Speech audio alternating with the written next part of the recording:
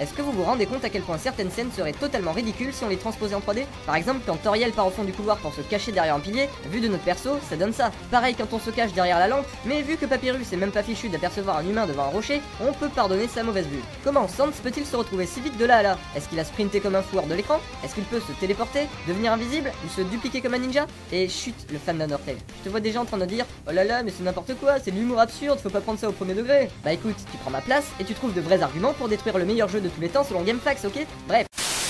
Pour ce premier chrono-verdict sur le hérisson bleu, nous allons parler de Sonic Adventure, sorti en 1998 sur Dreamcast, sur GameCube et sur PC, ainsi que sur la Ziboo, la console des favelas. Notre histoire commence des siècles avant l'histoire de Sonic. L'île des anges, berceau des 7 émeraudes et de l'émeraude mère, fut confiée à la Terre. Ces émeraudes sont une source de pouvoir illimitée et peuvent causer bien des dégâts entre de mauvaises mains. Dans le temple présent sur l'île, se trouvent des petits habitants tout mignons, dénommés les Chao. Chacune de ces petites bestioles vivait leur vie posément jusqu'au jour où l'un d'eux tomba dans le bassin où baignent les 7 émeraudes. Ce dernier muta et se transforma en une espèce de monstre. Très puissant certes, mais pacifique. Il devint le gardien du temple pour protéger tous ses petits camarades des dangers extérieurs. Mission qu'il échoua suite à une attaque du peuple échidné voulant contrôler le pouvoir des émeraudes. Devant tous ses amis jonchant sur le sol, le mutant ne put retenir sa rage et utilisa les émeraudes pour arriver au maximum de ses capacités, et ainsi faire un génocide de la race des échidnés.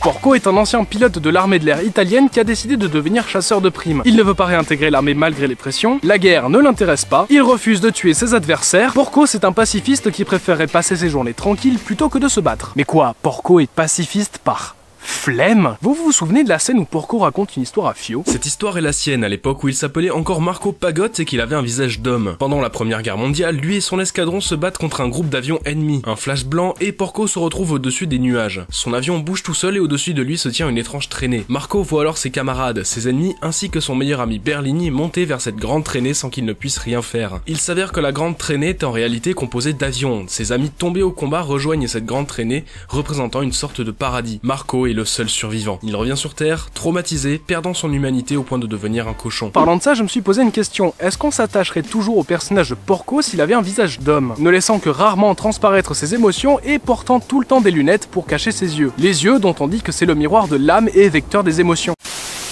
On va parler de la procrastination, qui est le fait de remettre au lendemain, et de la paresse chez lui. C'est un thème assez récurrent chez le rappeur, surtout dans son premier album, celui en featuring avec Gringe, dans son film et dans sa mini-série. En fait, à peu près tous ses projets sauf le chant des sirènes. Mais j'expliquerai pourquoi un peu après. On pourrait presque parler d'un personnage qu'Orelsan s'est créé et qui se serait adapté dans différents formats, genre une sorte d'univers étendu de la flemme. Et je parle bien de personnage car selon moi il est évidemment fictif. Quoi qu'on en pense, Orelsan est un très grand bosseur et il suffit de voir les rendus de ses projets pour s'en rendre compte, même si certaines interviews apportent quelques doutes. La question. Est-ce que vous avez déjà dit que vous avez la voix d'Homer Simpson Ah c'est marrant, la voix française. Ouais, la voix française de Philippe Pétieux. Ouais. Non, on me l'a jamais dit.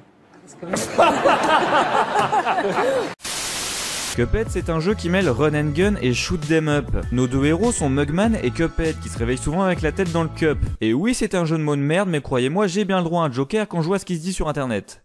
Voilà, hein, c'est... Nique ta mère. Nos deux héros devront récupérer l'âme des boss éparpillés dans le monde et les donner au diable en personne, à la place de leurs propres âmes, car ouais, hein, je vais expliquer un petit peu la logique de ces deux cons.